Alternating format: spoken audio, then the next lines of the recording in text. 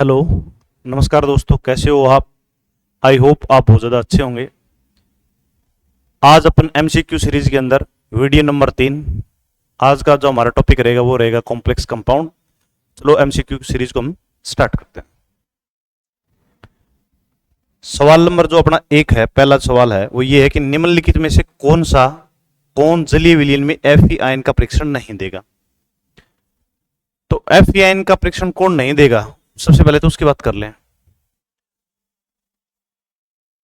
Complex compound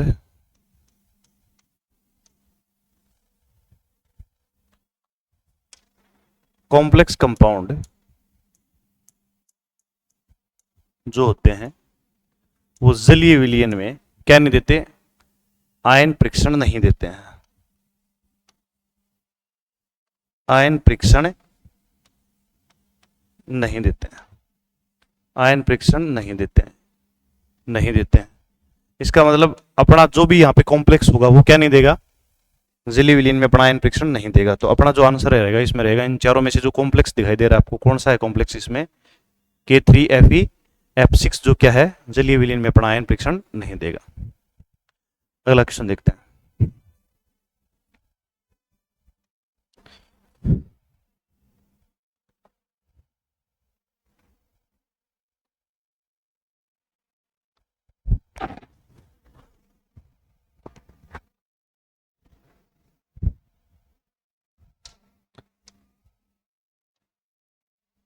सवाल अपना यह है कि निम्नलिखित में से कौन सा आयन उपसंयोजक यौगिक नहीं बनाता है। तो भाई ऐसी कौन सी सीएमआई है जो कॉम्प्लेक्स कंपाउंड नहीं बनाएगी। तो सीएमआई ऐसी कौन सी होती है जो कॉम्प्लेक्स कंपाउंड बनाती है, पहले तो वो देखते हैं। वो सीएमआई जिसमें रिक्त डी कक्षक हो,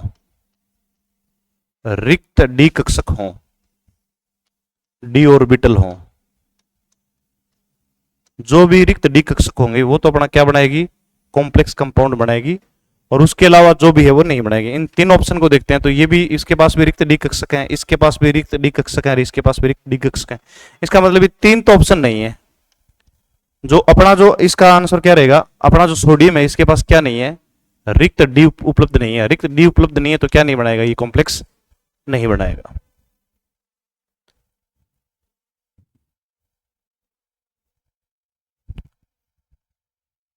अगला अपना सवाल यह है कि निम्नलिखित में से कौन सा लिगेंड किलेट वलय बनाता है।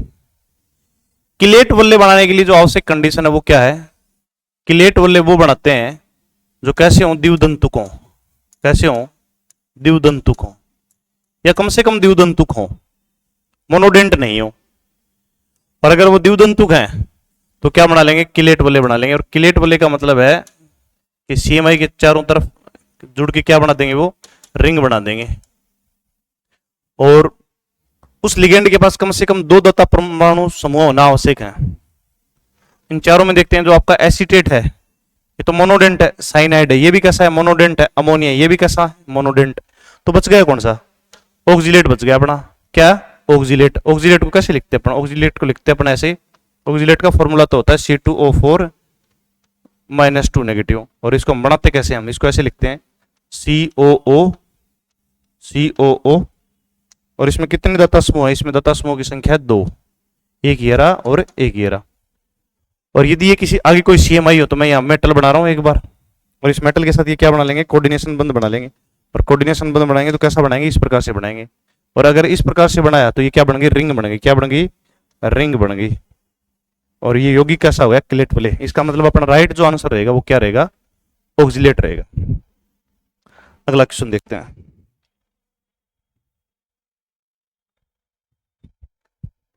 सवाल अपना ये है कि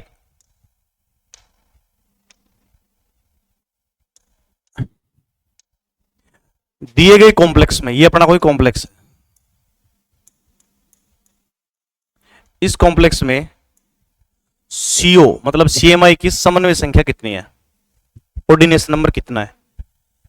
समन्वय संख्या का अर्थ यह होता है कि भाई सीएमआई के साथ कितने उपसंयोजक बंध बनाते हैं लिगेंड जुड़कर। तो लिगेंडों की संख्या क्या कहलाती है, समन्वय संख्या कहलाती है। तो यहाँ पे एक तो लिगेंड अपना दिया गया है ईएन, एथिलीन डाइएमिन, जो कैसा है द्विधातु का। तो हम ईएन को कैसे लिखते हैं, ऐसे लिखते हैं NH2 CH2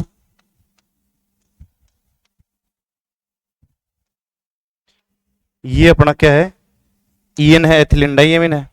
इसके ऊपर एक तो दाता समूह है ये है और एक दाता समूह है ये है। इसका मतलब एक लिगेंड में कितने दाता समूह हो गए, 2। और लिगेंडों की संख्या कितनी है टोटल, टोटल एक में 2 है, टोटल कितने लिगेंड है 2, तो कितने हो गए टोटल 4 हो गए। और साथ में सीएल, सीएल कितने हैं 2, तो टोटल समन्वय संख्या अपने कितनी होगी 6। तो इसका मतलब 6 कोऑर्डिनेशन बंद बनेंगे किसके साथ, सीएमआई के साथ। तो इसका राइट आंसर क्या होगा अपना डी। अगला सवाल देखते हैं, बहुत सिंपल प्रश्न है। सवाल यह है कि K4 FeCN6 में Fe की समन्वय संख्या कितनी है, वही कोऑर्डिनेशन नंबर कितने हैं। तो जितने संख्या में लिगेंड जुड़े हैं या Fe के साथ कितने कोऑर्डिनेशन बंद बने हैं उनकी संख्या क्या कहलाती है, समन्वय संख्या की। तो यहां तो सीधा ही दिखाई दे रहा है टोटल कितने लिगेंड जुड़े हुए हैं 6। और ये साइनाइड या जो साइनो है लिगेंड कैसा है, ये एक दंतुक है, तो यहाँ इसमें समन्वय संख्या कितनी हो जाएगी 6। तो इसका राइट आंसर है हमारा 6। अगला सवाल देखते हैं।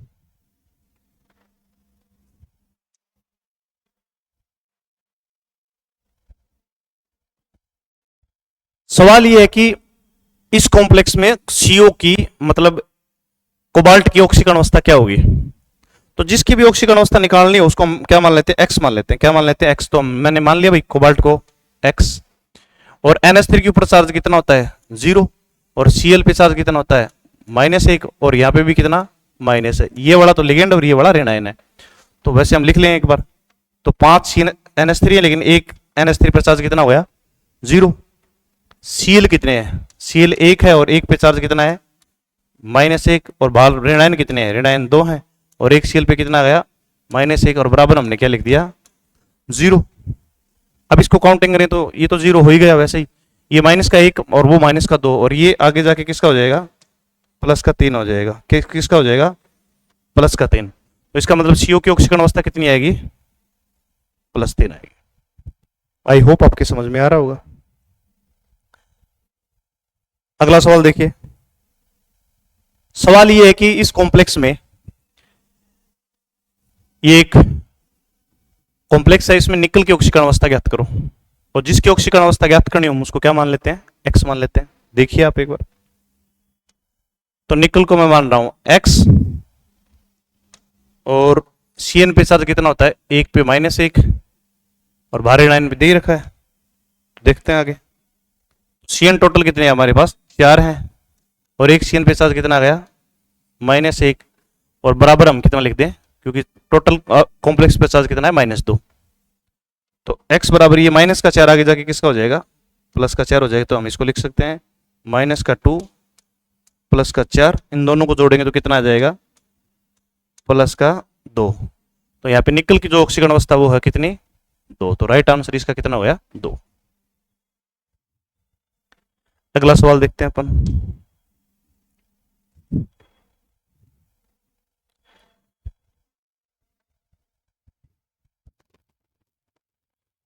अगला सवाल है कि भाई यहां x दे रखा है और x का मतलब यहां पे कोई न कोई CMI है, और सवाल ये है कि भाई यहां पे कोई CMI है, मैं CMI को लिख दे रहा हूं, कोई न कोई मेटल है। ये कह रहा है कि इस कॉम्प्लेक्स में x की उप संयोजक संख्या मतलब कोऑर्डिनेशन नंबर तथा ऑक्सीकरण अवस्था क्या होगी। तो पहले तो कोऑर्डिनेशन नंबर देख लेते हैं। तो कोऑर्डिनेशन नंबर सल्फेट कितना है, एक सल्फेट है। एक सल्फेट कैसा कोऑर्डिनेशन बॉन्ड बनाता है, तो एक बनाता है, तो एक तो ये हो गया।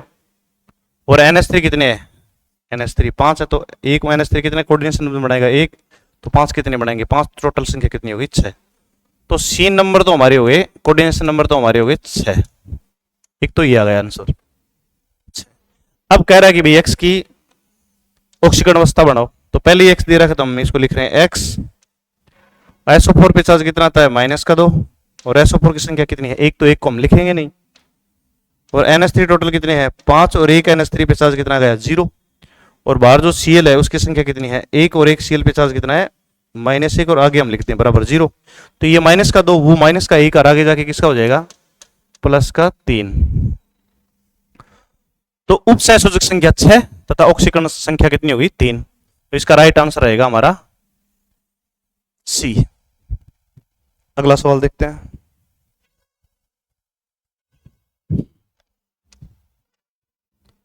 अगला सवाल ये है कि ये कोई कॉम्प्लेक्स दे रखा है और इस कॉम्प्लेक्स में बताना है आपको ई की उपसंयोजक संख्या व ऑक्सीकरण अवस्था कितनी है। तो पहले देखते हैं कि लिगेंड कौन सा जुड़ा हुआ है। एक तो हमारा जुड़ा हुआ है ई एन। ई एन में कितने कैसा लिगेंड है, द्विधांतुक लिगेंड, और टोटल संख्या कितनी है इनकी, 2। तो ये टोटल कितने कोऑर्डिनेशन बंद बनाएगा, ये 4 बनाएगा, ठीक।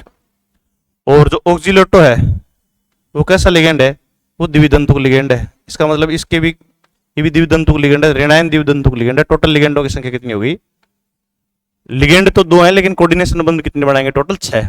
तो उपसंयोजन संख्या इसकी कितनी होगी, 6। तो एक तो आंसर ये आ गया। अगला कह रहा है कि भाई इसकी ऑक्सीकरण अवस्था, तो जिसकी ऑक्सीकरण अवस्था निकालनी हो हम उसको मान लिया x, तो हमने इसको मान लिया x, इसको मान लिया हमने x। En पे चार्ज कितना होता है, En पे चार्ज 0 होता है, मतलब ये उदासीन द्विधांतुक लिगेंड है। और C2H4 की टोटल संख्या कितनी है, 1, और C2O4 पे चार्ज कितना होता है, -2। और बाहर क्या है, बाहर NO2 है, और NO2 पे चार्ज कितना होता है, NO2 की संख्या कितनी है पहले 1, और NO2 पे चार्ज कितना होता है, -1।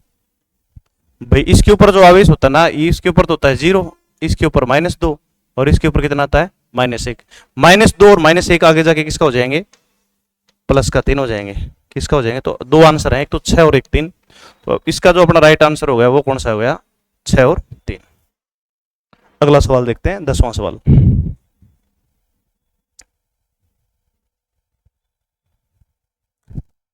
सवाल सेम ही टाइप का है, आप कर भी सकते हो इसको, कोई ज्यादा डिफिकल्ट है नहीं। तो सवाल ये है कि भाई ये कोई कॉम्प्लेक्स दे रखा है, इसमें क्रोमियम की उप संयोजक संख्या मतलब कोऑर्डिनेशन नंबर तथा ऑक्सीकरण संख्या बताइए। तो यहाँ जो लिगेंड जुड़ा हुआ है सीआर के साथ वो कौन है, क्रोम मतलब ऑक्सीलेटो है। ऑक्सीलेटो कैसा है, ऑक्सीलेटो ऐसा होता है, इसके ऊपर चार्ज कितना होता है, -2। और ये कैसा लिगेंड है, ऋणावेशित नेगेटिव द्विधांतुक लिगेंड है। और इनकी टोटल संख्या कितनी है, 3। और एक कितने कोऑर्डिनेशन बंद बनाता है, 2। तो टोटल कोऑर्डिनेशन नंबर कितने, टोटल लिगेंड तो 3 है लेकिन कोऑर्डिनेशन नंबर कितने बन गए, 6। तो समन्वय संख्या तो 6 होगी। अब बात करते हैं कि भाई इसकी जो ऑक्सीकरण संख्या वो कैसे निकालें, तो हम देख लेते हैं। पोटेशियम पे चार्ज कितना आता है, +1, तो हमने यहाँ लिख दिया +1। और इस पे टोटल चार्ज कितना आता है, -2। और कुछ है नहीं, जिसको निकालना हम उसको क्या मान लेते हैं, x। देखिए कैसे निकलता है ये। तो k कितने हैं, 3, 1 के पर चार्ज कितना है, +1। और Cr को हम क्या मान ले, x। टोटल कितने हैं, ऑक्सीलेटो 3, और 1 पे चार्ज कितना, -2, बराबर हम क्या लिख दें, 0। तो ये -6 ये +3, और ये -6 में से +3 घटेंगे तो -3 बचेगा, और -3 आगे जाके किसका हो जाएगा, +3। तो इसका राइट आंसर क्या आएगा, 6 और 3, 6 और +3। तो कोऑर्डिनेशन नंबर इसका कितना है, 6 है, और उसकी ऑक्सीकरण अवस्था कितनी है, +3 है। अगला सवाल देखो, सवाल आपके सामने ये रहा, देखिए भाई। अब ये कह रहा है कि भाई निम्न में से असमरूप या हेट्रोलेप्टिक संकुल क्या होते हैं। देखो कॉम्प्लेक्स 2 प्रकार के होते हैं, एक तो होता है होमोलेप्टिक और दूसरा होता है हेट्रोलेप्टिक। होमोलेप्टिक वो कॉम्प्लेक्स होते हैं जिसमें सीएमआई के साथ एक जैसे क्या जुड़े हों, लिगेंड जुड़े हों। और हेटेरोलेप्टिक वो होते हैं जिनमें सीएमआई के साथ डिफरेंट प्रकार के कौन जुड़े हों, लिगेंड जुड़े हों। इसका मतलब जिसमें सेम जुड़े हैं वो तो होमोलेप्टिक है, और जिसमें डिफरेंट प्रकार के वो कैसा है, हेट्रोलेप्टिक। तो इसमें कितने लिगेंड है, इसमें कितने लिगेंड है, 2 लिगेंड है। इसका मतलब इसका अपना राइट आंसर क्या हो गया, ये हो गया।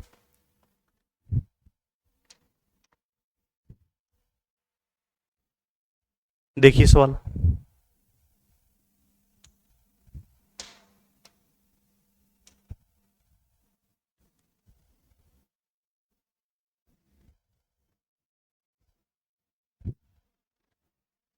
ये पूछ रहा है कि भाई ये कॉम्प्लेक्स दिया गया है और इसका आईयूपीएसी नाम बताओ, निम्न में से 4 में से कौन सा होगा। तो बहुत सिंपल है, सबसे पहले तो हम ऑक्सीकरण अवस्था निकाल लें। तो बहुत सिंपल है, NH3 के ऊपर चार्ज कितना है, NH3 के ऊपर जो आपका चार्ज है वो है 0। तो ये तो आवेश 0 है इसका। और Cl के ऊपर कितना है, -1, 2 Cl है तो कितना हो गया, टोटल हो गया -2। और NO3 पर कितना आता है, -1। ये -2 -1 -3 और -3 आगे जाके +3, तो ऑक्सीकरण अवस्था तो हमारी +3 आ गई। ठीक है, ये तो हो गया इतना। तो आगे देखो, अब इसका नाम लिखते हैं। तो सबसे पहले हम जब नोमेनक्लेचर करते हैं तो ऑक्सीकरण अवस्था निकाल लेते हैं, और उसके बाद उस लिगेंड का नाम लिखते हैं जो अंग्रेजी वर्णमाला में पहले आया हो। तो देखो कौन सा है। तो पहले तो है टेट्राएमिन, तो मैं यहां लिख रहा हूं टेट्राएमिन। ठीक है, और क्लोरो कितने हैं, 2, तो हमने लिख दिया डाइक्लोरो। जो मैच होगा वो अपना आंसर होगा। डाइक्लोरो बोल दो, चाहे तुम क्लोरिडो बोल दे, चलो मैं क्लोरिडो लिख देता हूं, ऑप्शन में क्लोरिडो दे रखा है। तुम डाइक्लोरो बोल दोगे तब भी कोई समस्या नहीं है। और चूंकि केवल नेगेटिव लिगेंड नहीं है, साथ में उदासीन लिगेंड भी, तो इस ये हो जाएगा क्रोमियम। क्या हो जाएगा, क्रोमियम। और ऑक्सीकरण अवस्था कितनी है, 3rd, तो हमने लिख दिया क्रोमियम 3rd। और साथ में NO3 को हम क्या बोलेंगे, नाइट्रेट। क्या बोलेंगे, नाइट्रेट।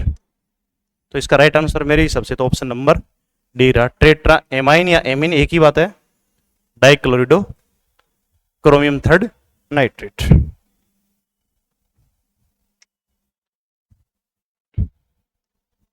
फिर से वही है, IUPAC नाम बताओ।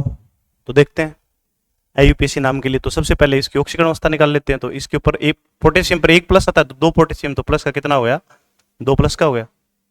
ठीक है, ये कितना है, प्लस का 2, ये तो ये प्लस का 2 लिख दो। CN पे -1, टोटल CN 4 है, तो कितना हो गया, -4।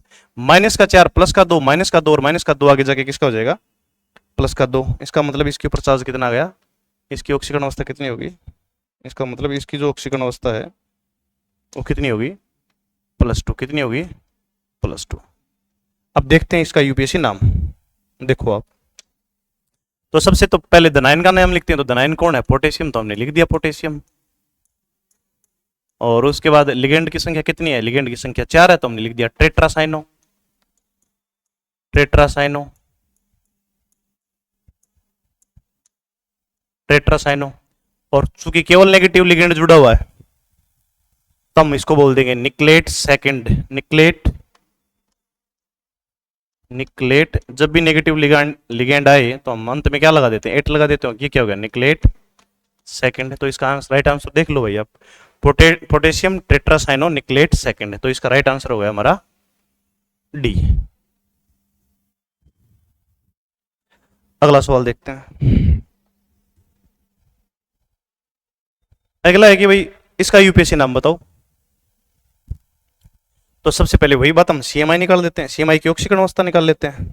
तो ऑक्सीकरण अवस्था निकालने के लिए पहले चार्ज देखते हैं। NO3 NO2 पे कितना था, -1, तो ये कितना हो गया, -6। के ऊपर 1 प्लस का, तो टोटल 3, तो ये प्लस का 3।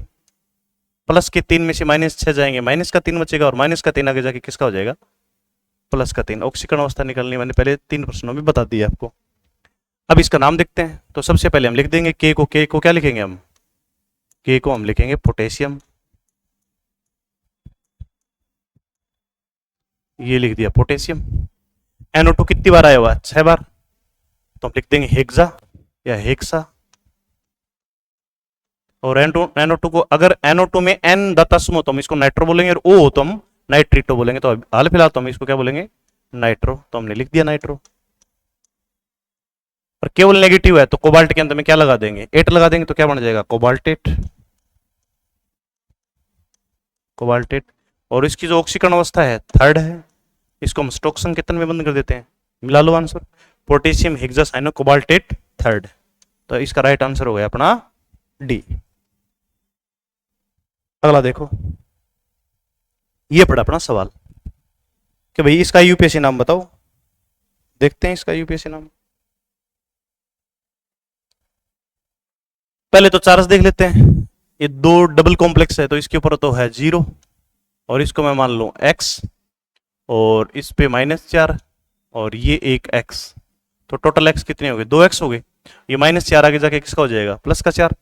प्लस के 4 के अंदर तुम 2 का भाग लगाओगे तो कितना आएगा, +2। इसका मतलब इसकी ऑक्सीकरण अवस्था कितनी आ गई, +2। इसकी भी क्या आ गई, +2 आ गई, और इसकी भी क्या आ गई, +2 आ गई। अब नाम की बात, तो नाम हम इसको कैसे लिखेंगे, देखो टेट्राएमिन कहां पे आ रहा है, टेट्राएमिन ट्रेट्राएमीन, ये पड़ा ट्रेट्राएमीन। आगे क्या है, निकल, निकल ऑक्सीकरण अवस्था कितनी, सेकंड, बाकी में तो है ही नहीं। और ये क्या है, टेट्राक्लोरिडो, और चूंकि नेगेटिव लिगेंड है तो क्या आएगा, निकलेट। और आगे हम क्या लिख दें, ये तो नहीं होएगा, ये तो नहीं बैठ रहा भाई, तो इसका आंसर ये तो नहीं होगा। इसका है ट्रेट्राएमीन निकल सेकंड, टेट्राक्लोरिडो निकलेट सेकंड। तो इसका राइट आंसर क्या हो गया हमारा, चलो इसको दोबारा से बता दूं, ट्रेट्राएमीन निकल सेकंड, टेट्राक्लोरिडो निकलेट सेकंड। तो इसका राइट आंसर हमारा क्या हो गया, ऑप्शन नंबर सी। ऊपर वाले में ऑक्सीकरण अवस्था थर्ड दे रखी है, तो वो तो नहीं हो सकता। फिर अगला सवाल देखते हैं अपन। सवाल अपने सामने ही रहा।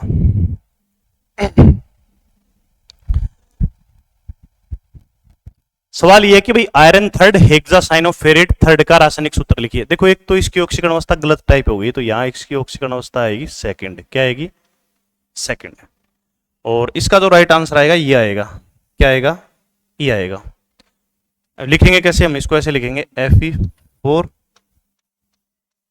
और FeCN6, और यहाँ पे कितने आएंगे, 3। और इसको किस नाम से जाना जाता है, तो ध्यान रखना इसको पर्शियन ब्लू के नाम से जाना जाता है।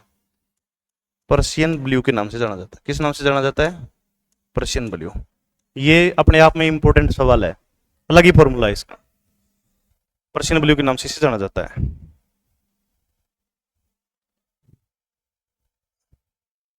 सवाल अपना ये रहा, ये कह रहा है कि भाई ये जो कॉम्प्लेक्स है इजिली विलियल में कुल कितने आयन देगा। तो देखो ये पूरा कॉम्प्लेक्स है, ये अपने पास ये कॉम्प्लेक्स रहा। इस कॉम्प्लेक्स में ये जो कॉम्प्लेक्स है इसमें ये टूट जाएगा यहां तक और ये टूट जाएगा, तो Cl एक तो ये आयन बनेगा, इतना आयन बनेगा, एक तो ये आयन बनेगा, मैंने लिख दिया एक आयन। और साथ में कितने आयन बनेंगे, 2 आयन इसके बनेंगे। 2Cl पे नेगेटिव आएगा तो 2 आयन ये बनेंगे। तो जलीय विलयन में टोटल कितने आयन बन गए हमारे, 3 आयन बन गए। बच्चों के मन में ऐसे सवाल आता है कि क्या गुरुजी ये नहीं टूट सकता, ये तो भाई कॉम्प्लेक्स है, ये तो टूटेगा ही नहीं, केवल ये टूट जाएगा और ये टूट जाएगा। एक आयन यहाँ से, 2 आयन यहाँ से, तो टोटल आयनों की संख्या कितनी हो जाएगी, 3। तो यहाँ आयन कितने बन जाएंगे, 3। तो इसका राइट आंसर हो गया ए। अगला सवाल देखो,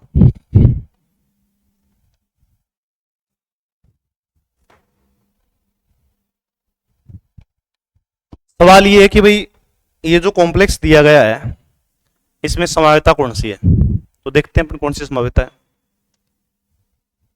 एक छोटी सी ट्रिक है वो देख लेना। अब इस पूरे को हम नोट करें दोनों समावियों को, तो एक चीज है कि भाई Br एक इसमें तो यहाँ पे है और Br इसमें कहाँ पे आ गया, रेनाइन के रूप में आ गया। यहाँ तो Br है लिगेंड के रूप में और वहां किसके रूप में है, रेनाइन के रूप में। यहाँ जो ये SO4 है ना, ये किसके रूप में है, ये तो है रेनाइन के रूप में, और यहाँ ये किसके रूप में आ गया, लिगेंड के रूप में। मतलब यहाँ ये आयन और बाद में लिगेंड हो गया, यहाँ ये लिगेंड और वहां बाद में किस में हो गया, आयन में। इसका मतलब इनमें बदला हुआ है, इसका मतलब आयन आपस में बदले हैं। तो आयन अगर आपस में बदलेंगे तो उस समाव्यता को हम क्या कहते हैं, आयनन समाव्यता। क्या कहेंगे, आयनन समाव्यता। तो इस प्रश्न का जो हमारा आंसर रहेगा, जब भी ऋण आयन लिगेंड में है और जब भी कोई ऋणायन लिगेंड आयन में बदले, तो समाव्यता का ध्यान रखना। मतलब ऋणायन आयन में बदले, जब भी कोई ऋणायन लिगेंड नेगेटिव लिगेंड ऋण आयन में बदले, मतलब कॉम्प्लेक्स से बाहर जाए, तो समाव्यता कौन सी दर्शाएगा, वो आयनन समाव्यता दर्शाएगा। अगला सवाल देखो, इसको देखना ध्यान से, तब समझ में और बैठेगा आपके। सवाल यह कि निम्नलिखित में से कौन सा लिगेंड, कौन सा कॉम्प्लेक्स आयनन समाव्यता प्रदर्शित करता है। तो पहले को हमको देखना पड़ेगा कि भाई नेगेटिव है कहां पे। इसमें है क्या, ये तो नहीं जाएगा नेगेटिव के रूप में, ये भी नहीं जाएगा, ऊपर वाला भी नहीं जाएगा। ऊपर वाला में समाव्यता ये लगा, यहां हो सकता है। यहाँ पे ये जो Br है ना, अब इसका मैं बना के दिखा देता हूं तुम्हें, देखो आप एक बार। तो पहले हम कॉम्प्लेक्स बनाते हैं आराम से, देखो एक बार। ये कॉम्प्लेक्स हो गया CO, यहाँ पे ये Br था, यहाँ पे ऋणायन कौन है, ऋणायन SO4 है। तो SO4 किसके रूप में आ जाएगा, लिगेंड के रूप में आएगा। वैसे हम थोड़ा व्यवस्थित कर ले तो NH3 पहले आएगा, तो हमने NH3 यहां लिख दिया, NH3 5। और Br के स्थान पे हम किसको ले आते हैं, जो नेगेटिव ऋणायन के रूप में था उसको हम क्या किसके रूप में लेके आते हैं, लिगेंड के रूप में आते हैं। और यहाँ Br किसके रूप में, लिगेंड के रूप में। हम इसको किसके रूप में लेके चले, ऋणायन के रूप में चला। तो देखो इनमें बदलाव हुआ ना, और इनमें बदलाव हुआ, तो ये कौन सी समाव्यता प्रदर्शित करते हैं, ये जो समावेता दिखाते हैं उस समावेता को हम क्या बोलते हैं भाई? उस समावेता को हम बोलते हैं आयनन समावेता। तो आयनन समावेता कौन प्रदर्शित करता है? Option number B. तो आयनन समावेता का मतलब यही है कि भाई कॉम्प्लेक्स कंपाउंड के बाहर जो ऋण आयन है वो आगे जब भी समावी बने वो किस में आ जाए? लिगेंड के रूप में आ जाए। और यहां जो कॉम्प्लेक्स में नेगेटिव लिगेंड है वो किस में बदल जाए? ऋण आयन में बदल जाए। और ऋण आयन में बदल जाए तो समावेता कौन सी हो जाएगी? मतलब आयनन समावेता हो जाएगी।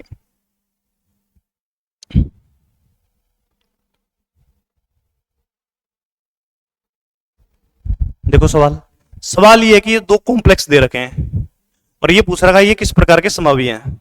क्या ये ज्यामितीय समावी हैं, क्या ये प्रकाशिक समावी हैं, या ये लिगेंड नहीं है, लिगेंड है, क्या ये आयनन समावी है? देखो एक बार, अब बहुत सिंपल सी लाइन है। यहाँ ये Cl किसके रूप में है? लिगेंड के रूप में। और यहाँ ये किसके रूप में है? ऋण आयन के रूप में।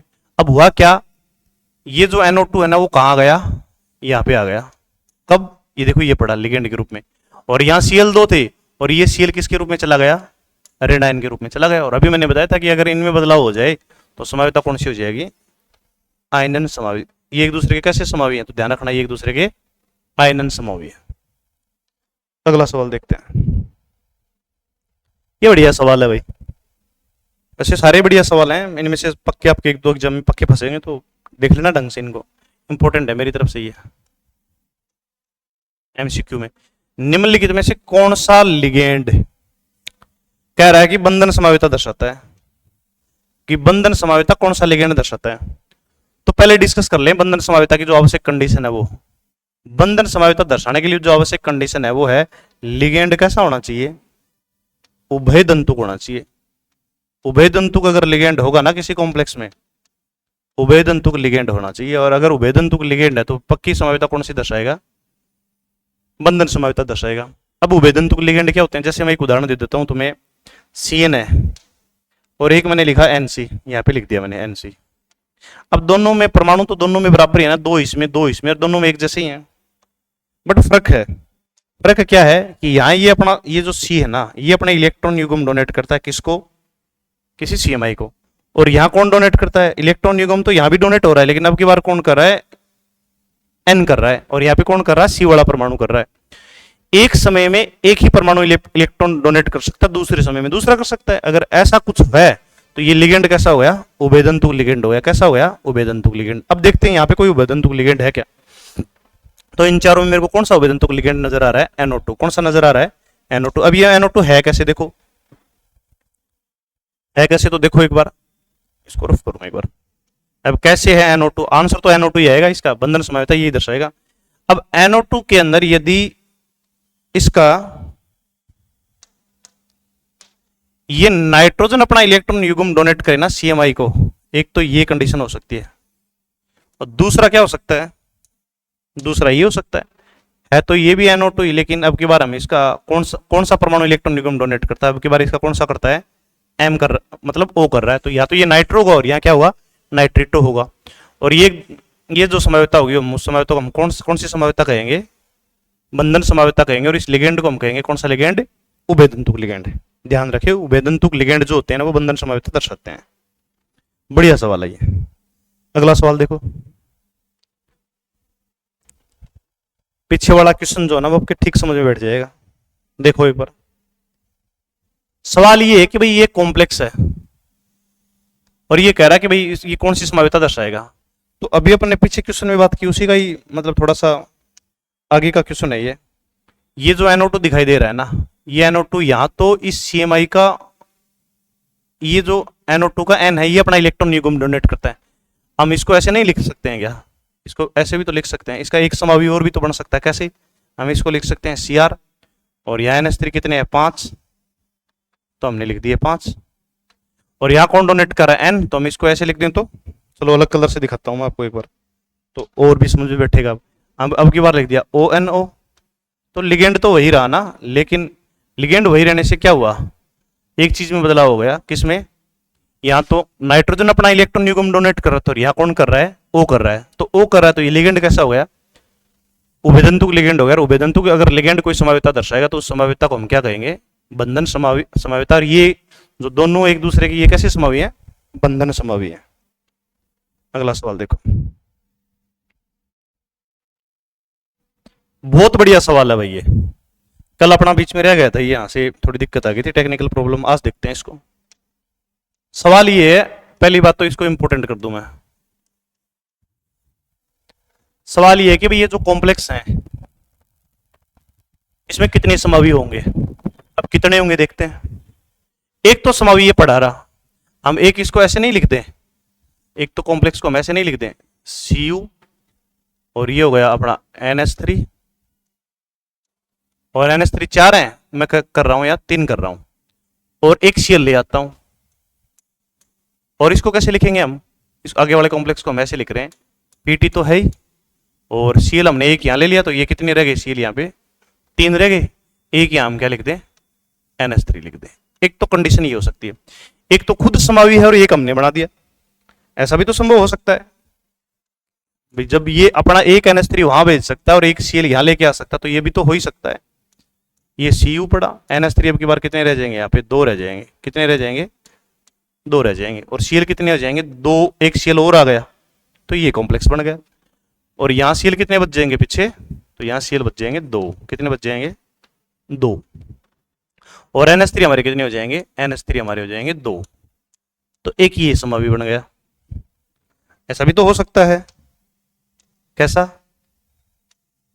देखो आप, NH3 एक और चला जाए और एक Cl और आ जाए तो क्या हो जाएगा, ये भी तो बन ही सकता है, NH3 और यहां हमारा हो गया Cl, और इसको हम क्या लिख सकते हैं, एक Cl बचेगा हमारा अब तो यहाँ Cl, और NH3 हमारे कितने हो गए, 3 हो गए। ये कंडीशन हो सकती है, तो 4 समावी बन गए। एक चौथी ये कंडीशन भी तो हो ही सकती है, देखो कैसी, कि भी टोटल NH3 वहां चले जाएं, और वहां चले जाएं तो क्या होएगा, देखो आप, Cu NH3 तो वहां चले जाएंगे तो कुछ रहेगा ही नहीं यहाँ पे, तो क्या बचेंगे फिर, यहाँ बचेंगे केवल Cl आ जाएगा, एक Cl और आ जाएगा। कोऑर्डिनेशन नंबर में तो बदलाव किया ही नहीं हमने, पहले किस में बदलाव किया है, केवल लिगेंड को हमने स्थान बदला है, और यहाँ क्या बच जाएगा, और टोटल Cl चलेगी तो यहाँ क्या आ जाएगा, एक NH3 आ जाएगा, तो यह बनेगा NH3, यहाँ पे हो जाएंगे टोटल 4। अब काउंटिंग कर लो टोटल कितने अपने, अब हम काउंटिंग करेंगे तो देखो आप एक बार, एक तो ये रहा, दूसरा ये रहा, तीसरा ये रहा, चौथा ये रहा, और पांचवा ये रहा, तो कितने समावी बन गए इसके, 5 समावी बन गए। तो इसका मतलब इसके आंसर कितना, कौन सा रहेगा आपका आंसर, रहेगा इसका ये। तो ऐसे बदलाव हो सकता है, बहुत इंपॉर्टेंट सवाल है, ढंग से देख लेना, कितने समावी बनेंगे, तो 5 समावी बनेंगे। स्क्रीनशॉट ले लो इसका आराम से, बढ़िया है ये सवाल। देखो अगला सवाल,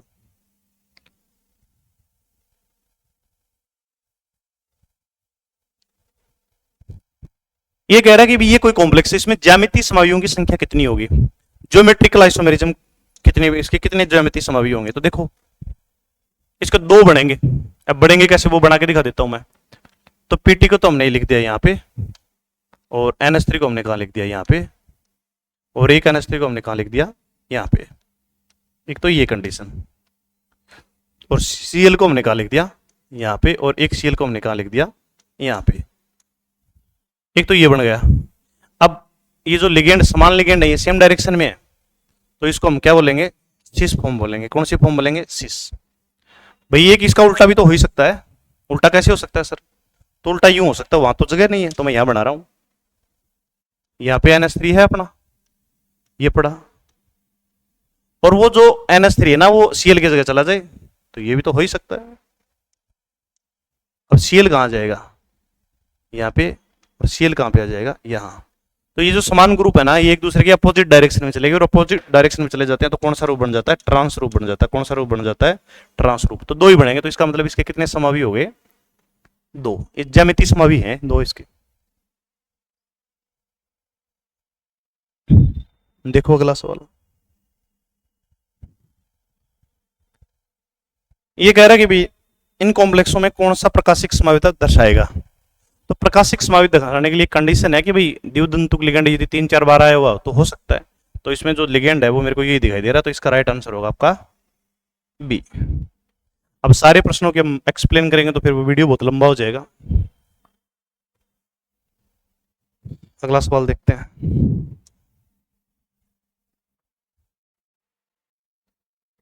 ये बढ़िया सवाल है। सवाल ये है कि निम्नलिखित जटिल स्पीसीज में D2sp3 संकरण कौन प्रदर्शित करता है। अब ये कह रहा है कि भाई ऐसा कौन सा संकरण है जो डी से स्टार्ट हो रहा है। तो डी से स्टार्ट होने के लिए मतलब डी से तो स्टार्ट तब होगा ना जब कोई ऐसा लिगेंड जुड़ा हो कॉम्प्लेक्स में जो क्या करे, जो सीएमआई के अंदर जो इलेक्ट्रॉन उनका युग्मन करवाए। ये तो दो तो हो नहीं सकते कि दोनों ही दुर्बल लिगेंड है, तो फिर कौन सा होगा। कौन सा होगा हम देखते हैं, इसको चेक करके देखते हैं। यहां लिगेंड कैसा है, परबल है। पहले इसकी ऑक्सीकरण अवस्था देखते हैं, -6 -3, तो इसकी ऑक्सीकरण अवस्था आ गई +3। Fe के ऊपर जब ऑक्सीकरण अवस्था +3 आती है तब इसका इलेक्ट्रॉनिक विन्यास देखते हैं। +3 जब ऑक्सीकरण अवस्था हो, वैसे इसका डी देख लेते हैं अपना एक बार, आगे वाला तो आराम से समझ में आ जाएगा। और एक ये हो गया। और टोटल इलेक्ट्रॉन कितने होंगे इसमें, अभी इसमें जो इलेक्ट्रॉन होंगे इसका इलेक्ट्रॉनिक विन्यास होता है वैसे सामान्य में 3d6 4s2, तो 3 निकल गए, तो कितने बच गए, 5 बच गए ना। तो एक मैं यहां फिलअप कर दूं, एक मैं यहां फिलअप कर दूं, एक यहां और एक यहां। ये तो बैठ गई बात। 3d6 4s2, 5 बच गए। अब ये लिगेंड क्या करेगा, स्ट्रॉन्ग लिगेंड इनका युग्मन करवा देगा। तो ये वाला कहां जाएगा, यहाँ पे। तो ये दो खाली रह गए, यहाँ पे खाली रह गए, खाली रह गए ना, यहाँ पे आपको दिखाई दे रहे हैं। और ये दो कहां जाएंगे, यहां, और एक आ जाएगा यहां। तो कितने वैकेंट बच जाएंगे आपके पास, कुछ ऐसा बच जाएगा, 1 2 3 4 और 5। तो दो यहाँ पे आ गए, दो यहाँ पे आ गए, क्योंकि युग्मन हो गया। अब दो वैकेंट रह गए, और जहां वैकेंट रह गए एक आगे क्या बन जाएगा, एक S मिल जाएगा, 3 आगे क्या मिल जाएंगे, P मिल जाएंगे। तो दो तो ये जो CN है कोऑर्डिनेशन नंबर टोटल कितना अपना अच्छा है, तो दो तो ये काम आ जाएंगे। तो यहाँ हो गया D2, एक S का काम आ जाएगा, एक S, और P के कितने काम आ जाएंगे, 3। तो इसका जो D2sp3 संकरण है वो किस में होगा, इसमें होगा।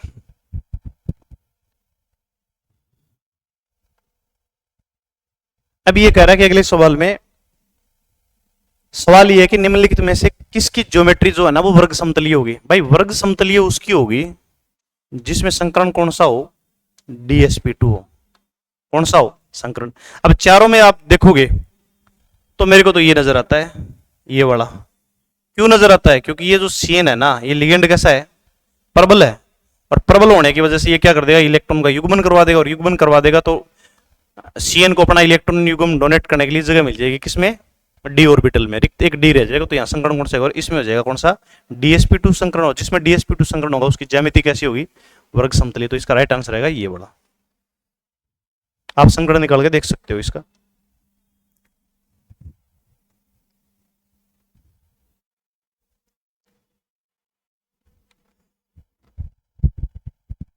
अगला अपना सवाल ये है कि भाई ये जो कॉम्प्लेक्स है इसकी ज्यामिति कैसी होगी। तो देखते हैं इसकी ज्यामिति कैसी होगी। इसकी ऑक्सीकरण अवस्था निकाल लें, इसके ऊपर चार्ज 0, जो बाहर +2 है इसकी वही क्या हो जाएगी, ऑक्सीकरण अवस्था हो जाएगी। ये लो +2, ये लो हो गया। लिगेंड दुर्बल है तो इलेक्ट्रॉन का युग्मन तो वैसे ही नहीं होगा। अब होगा कैसे वो देख लेते हैं थोड़ा सा अपन एक बार। इसको मैं थोड़ा खिसका देता हूं, ये पूरा करके दिखा देता हूं तुम्हें। देखो आप, Cu कितने पे आता है, कॉपर आता है 29 पर, 29 पर आता है। तो ऑक्सीकरण अवस्था 2 है तो हम इसको लिख देंगे, Cu है +2। और इसका जो इलेक्ट्रॉनिक विन्यास हो जाएगा वो हो जाएगा आर्गन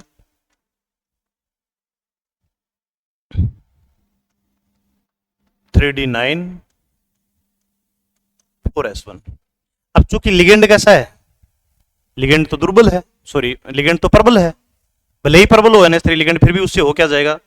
तो ये देखो 5 तो ये D वाले रहे, 1 2 3 4 और 5। एक यहाँ मैं S का बना देता हूँ, एक S का, और उसके बाद किसके 3 P के बना दिए, 1 2 3। एक इलेक्ट्रॉन ये, दूसरा, तीसरा, चौथा और 5वां, छठा, 7वां, 8वां और 9वां। अब लिगेंड तो प्रबल है, अब इसका युग्मन करवाए कहाँ, जगह ही नहीं है, मतलब पहले वाले सारे भरे हुए हैं। तो अब ये CN जो है ना, NH3 जो है, एक तो इलेक्ट्रॉन युग्म डोनेट कर देगा इसमें, किसमें डोनेट कर देगा, इसमें, ठीक है। और बाकी जो 3 बच गए ना वो किसमें करेंगे, एक इसमें कर देगा और एक इसमें कर देगा और एक इसमें कर देगा। ये कौन से हैं, ये D का है, 3D है। ये कौन सा है, 4s, ये कौन सा है 4p, जो भी s 4p उससे कोई फर्क ही नहीं पड़ता। ये है s है और ये कौन है p, तो संकरण कौन सा हो जाएगा यहाँ पे sp3। और sp3 संकरण में हमें पता है इसकी ज्योमेट्री कैसी होती है, sp3 संकरण में हमें पता ही है sp3 संकरण में इसकी जो ज्योमेट्री होती है वो कैसी होती है, चतुष्फलकी होती है। कैसी होती है भाई, चतुष्फलकी। कैसी होती है, चतुष्फलकी। तो इसका राइट आंसर क्या आएगा आपका, ये वाला आएगा। आप संकरण निकाल लो, जो भी संकरण है उसकी आपको ज्योमेट्री पता होना चाहिए।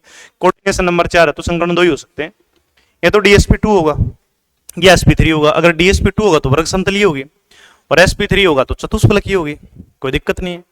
और ये वाला कॉम्प्लेक्स है, लिगेंड प्रबल है, लेकिन इलेक्ट्रॉन का युग्मन करवाने के लिए तो हमारे पास वेकेंट ऑर्बिटल है ही नहीं।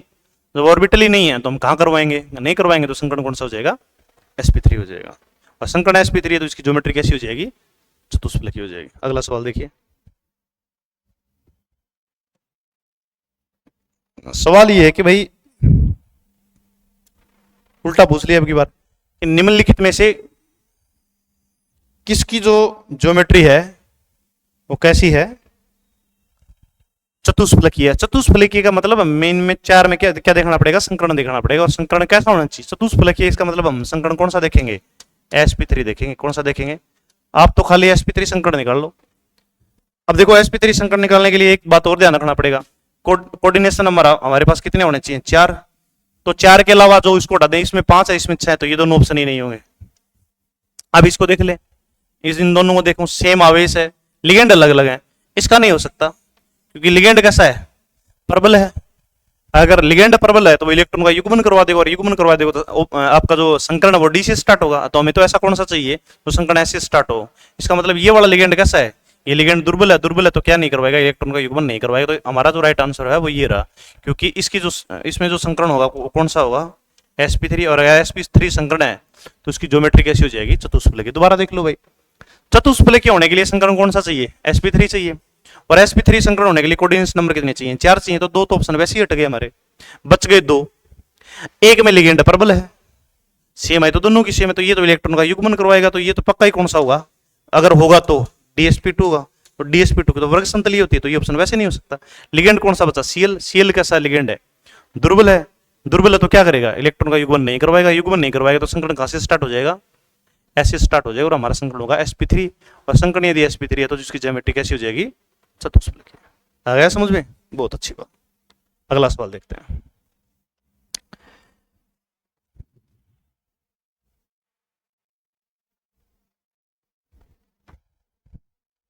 अब सवाल ये है कि भाई इन दो की आप ज्योमेट्री बताओ। इसके अंदर जब आप संकरण निकाल के देखोगे ना, ज्यादा बड़ा करूंगा तो लेक्चर बहुत बड़ा हो जाएगा और आप बोर हो जाओगे उसमें, तो वो भी दिक्कत वाली बात है। यहाँ जो संकरण होगा ना, तो इसका संकरण निकाल के देखोगे ना, तो इसका संकरण आएगा sp3। और इसका जब संकरण निकाल के देखो ना घर पे बैठ के, तो इसका संकरण आएगा dsp2। और जिसका संकरण sp3 उसकी ज्योमेट्री कैसी हो जाएगी, चतुष्फलकीय। और जिसका संकरण dsp2 उसकी कैसी हो जाएगी, वर्ग समतलीय। दोनों में कोऑर्डिनेशन नंबर 4 है, तो इसका राइट आंसर क्या हो गया हमारा, ऑप्शन नंबर बी।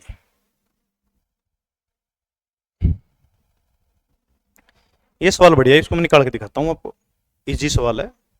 कि कह रहा है कि भाई 2 कॉम्प्लेक्स दे रखे हैं और ये कह रहा है कि भाई आपके पास ये 2 कॉम्प्लेक्स और इसमें अयुग्मित इलेक्ट्रॉन की संख्या बताइए। पहले इसको देखते हैं, इसको देखेंगे तो इस पे -4, इस पे -6, -6 आगे जाके प्लस का 6, और प्लस के 6 में से -4 घटेंगे तो कितना बच जाएगा, इसकी ऑक्सीकरण अवस्था तो आ गई +2। लो, एक तो ये हो गया। और इसकी ऑक्सीकरण अवस्था वैसे सीधी -6 आगे जाके +6, और प्लस के 6 में से -3 घटाओगे तो +3। दोनों में लिगेंड सेम है, मतलब प्रबल लिगेंड, और इलेक्ट्रॉन का क्या करवाएगा, पक्की कपलिंग करवाएगा, मतलब पेयरिंग करवाएगा। देखते हैं। अब मैंने लिखा Fe+2, इलेक्ट्रॉनिक कॉन्फ़िगरेशन लिखो आप, तो इसका पहले लिखोगे तो क्या आएगा, 3d6 और 4s0। और ऐसा देखोगे तो इसके ऑर्बिटल बनाओगे तो क्या होंगे, ये तो बनेंगे 1 2 3 और 4 5। इलेक्ट्रॉन टोटल कितने हैं तेरे पास, हमारे पास इलेक्ट्रॉन टोटल है 6। लिगेंड कैसा है, प्रबल है, तो क्या हो जाएगा 1 2 3 4 5 और ये छठा। लेकिन लिगेंड अब चूंकि प्रबल रह गया तो ये वाला कहां जाएगा, यहां, और ये वाला कहां जाएगा, यहां। तो इसमें अयुग्मित इलेक्ट्रॉन की संख्या कितनी हो जाएगी, 0। एक तो आंसर आ गया ये। भाई इस वाले में अयुग्मित इलेक्ट्रॉन जो है ना वो आपके टोटल कितने हो जाएंगे, मतलब जीरो हो जाएंगे, रहेंगे ही नहीं अयुग्मित इलेक्ट्रॉन। क्योंकि भाई ऑक्सीकरण अवस्था तेरी +2 है, तो इलेक्ट्रॉनिक विन्यास लिखा तूने 3d6 लिख दिया, क्या दिक्कत है, और इलेक्ट्रॉन को फिलअप कर दिया। लेकिन जैसे मैंने सीएन को देखा तो ये क्या कर रहा है, इलेक्ट्रॉन का युग्मन कर रहा है। जैसे युग्मन करवा तो ये वाला यहां आ गया, ये वाला यहां आ गया, डबल डबल हो गए, डबल डबल हो गए, तो इलेक्ट्रॉन कितने बच गए, यहाँ पे 0 बच गए। ठीक है, अब ऊपर वाले को देखते हैं, इसको देखो तुम, Fe+3। अब लिगेंड इसमें भी कैसा है, स्ट्रॉन्ग है, तो फर्क नहीं पड़ेगा अब की बार। इसका इलेक्ट्रॉनिक विन्यास क्या होगा, उसमें से एक कम और कर दो तो 3d5 4s0। चलो ठीक है, अब इसके ऑर्बिटल बनाओ आप, 1 2 3 4 5 इलेक्ट्रॉन फिलअप करो। आप कर रहे हो 1 2 3 4 5। अब कह रहे हो लिगेंड प्रबल है, युग्मन कराओ, ये वाला यहां आ जाएगा, ये वाला यहां आ जाएगा, फिर भी एक तो बच ही जाएगा, और एक बच जाएगा तो हम कह देंगे भैया अयुग्मित इलेक्ट्रॉन कितने बचे हमारे पास, अयुग्मित इलेक्ट्रॉन कितना बचा अब की बार, एक बचा। तो एक आंसर तो आया 0 और एक आया 1, इसका मतलब इसका राइट आंसर क्या हो गया, 0 और 1। बढ़िया सवाल है, परीक्षा में आ सकता है, ध्यान रखिए ये है इसका राइट आंसर। सवाल नंबर 33 अपना कंप्लीट। अगला सवाल देखिए,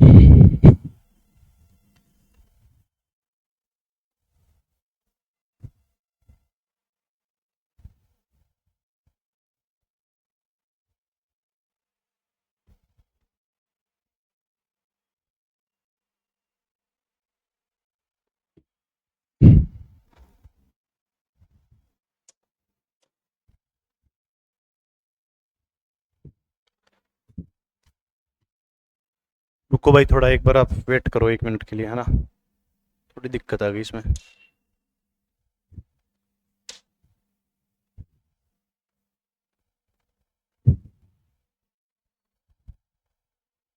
आप धैर्य बनाए रखें।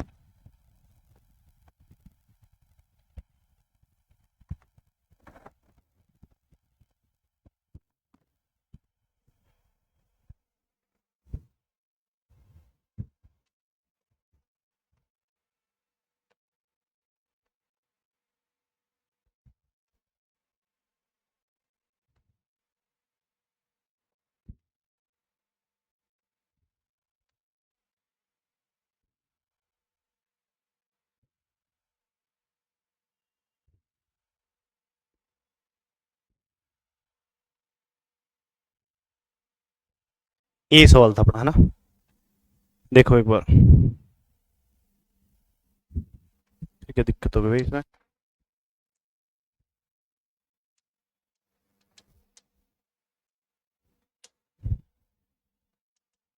खुल जा भाई, क्या दिक्कत हो गई।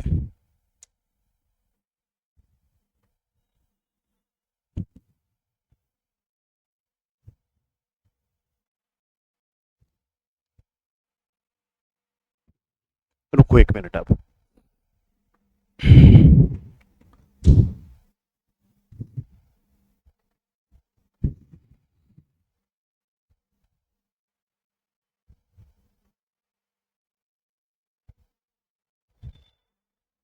मैं निकाल लेता हूँ, 1 मिनट रुको आप।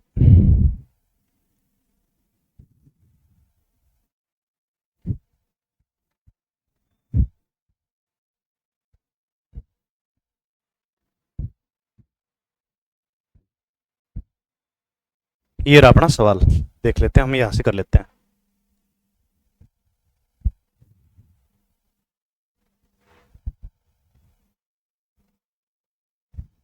ये अभी गड़बड़ हो रहा है भाई।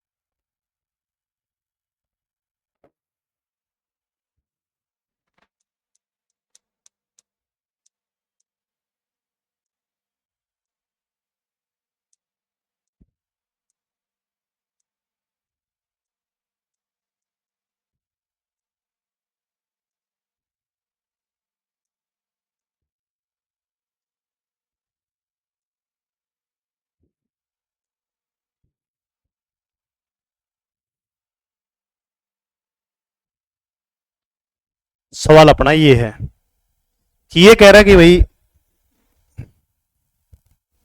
ये कॉम्प्लेक्स है और ये बाहरी कक्षक संकुल है, इसमें एक युग्म इलेक्ट्रॉन की संख्या बताइए। बाहरी कक्षक संकुल का मतलब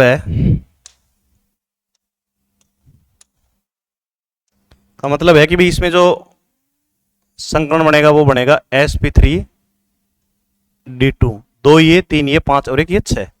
इसमें एक इलेक्ट्रॉन की संख्या बतानी है। इसकी ऑक्सीकरण अवस्था निकाल लेते हैं। पहले कॉम्प्लेक्स लिख रहा हूं मैं, Fe F6 और -3। ये -3 है तो इसका मतलब पक्की इसकी ऑक्सीकरण अवस्था कितनी हो जाएगी, +3 हो जाएगी। ठीक हो गया, +3। अब +3 है तो हम युग्मित इलेक्ट्रॉन की संख्या निकाल देंगे आराम से। इसका इलेक्ट्रॉनिक विन्यास लिखोगे तो क्या लिखोगे, 3d5 4s0। इसका मतलब डी में कितने हैं इसके, 5, 1 2 3 4 5। और इसमें इलेक्ट्रॉन आएंगे वो कितने आएंगे, 1 2 3 4 और 5। लिगेंड अपने पास ऐसा है तो क्या नहीं कर सकता, युग्म नहीं करवा सकता। इसका मतलब इसका राइट आंसर हो गया 5।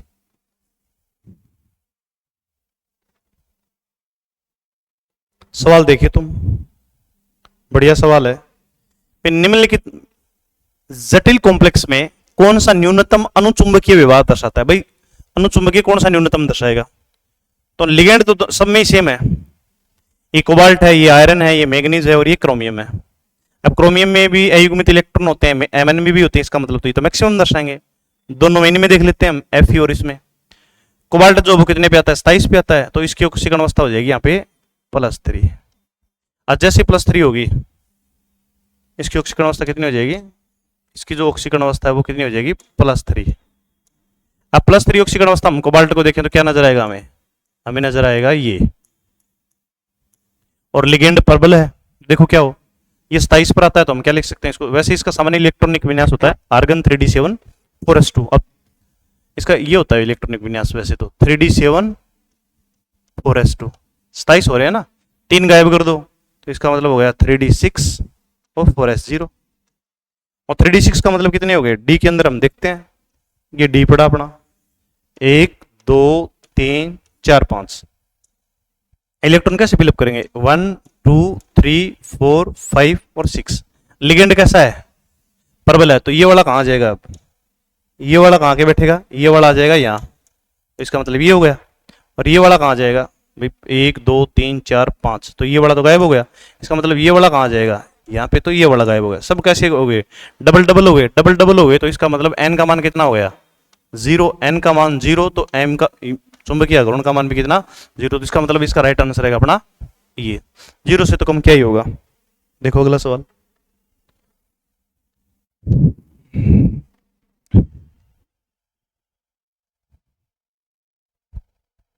सवाल ये है कि भाई इन दोनों कॉम्प्लेक्स के लिए संकुल आयनों के लिए निम्न में से कौन सा कथन सत्य है।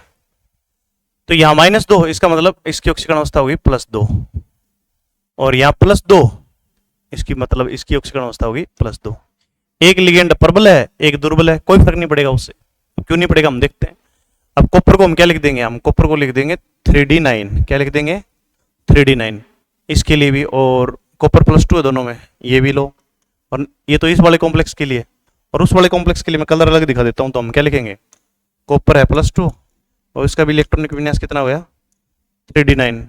3d9 का मतलब इसमें युग्मित इलेक्ट्रॉन संख्या कितनी होगी, 1। और इसमें भी कितनी होगी, 1। अगर 1 है तो ये कैसे हैं, दोनों अनुचुंबकीय हैं। मतलब कोई ना कोई तो मैग्नेटिक गुण इसमें होगा ही।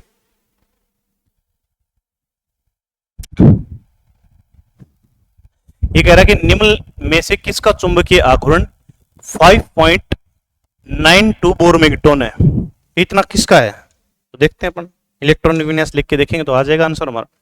हम सबसे पहले तो इसको देख लेते हैं, Fe+3 को। क्यों देख लेते हैं Fe+3 को, क्योंकि हमने अभी पढ़ गए हैं। और इसका इलेक्ट्रॉनिक विन्यास कितना होगा, 3d5 4s0। इसका मतलब पक्का ही इसमें अयुग्मित इलेक्ट्रॉन की संख्या कितनी है, n बराबर मान कितना है इसका, 5 है। ये तो हो गया अयुग्मित इलेक्ट्रॉन। और अयुग्मित इलेक्ट्रॉन अगर 5 है और इसका चुंबकीय आघूर्ण निकालने का जो फॉर्मूला है वो ये रहा हमारा, n × n + 2। और जैसे तुम 5 रखोगे तो हम क्या लिख देंगे इसको, 5 इंटू 5 प्लस 2, तो ये कितना हो जाएगा √35। √35 जो है वो किसके नजदीक है, लगभग √35 जो आपका वो लगभग नजदीक है किसके, 5.92 बोर मेगाटन। इसका मतलब अपना जो राइट आंसर आएगा वो आएगा ये वाला। अगला सवाल देखते हैं अपना, अंतिम सवाल है अपना, बढ़िया सवाल है।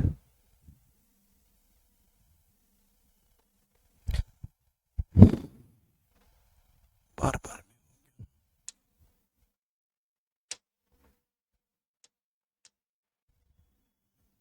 चलो, आई होप आपको प्रश्न समझ में आए होंगे। एक प्रश्न रह गया, हम अगले वीडियो में देख लेंगे। इसी के साथ मुझे दीजिए इजाजत। जय हिंद, जय भारत।